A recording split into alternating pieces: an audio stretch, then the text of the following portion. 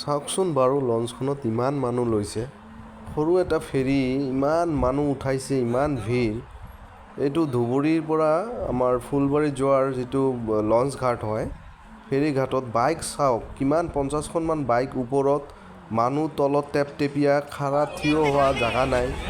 মানে এনেকুৱা ভিৰ, যেনেদৰে এনেকৈ চলি আছে, এক্সিডেণ্ট এটা হ'বলৈ সময় নালাগে।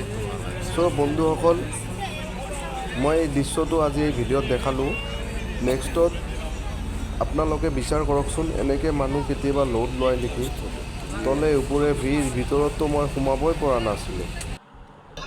চাওকচোন কেনেকৈ মানুহ উঠাই আছে নন ষ্টপ।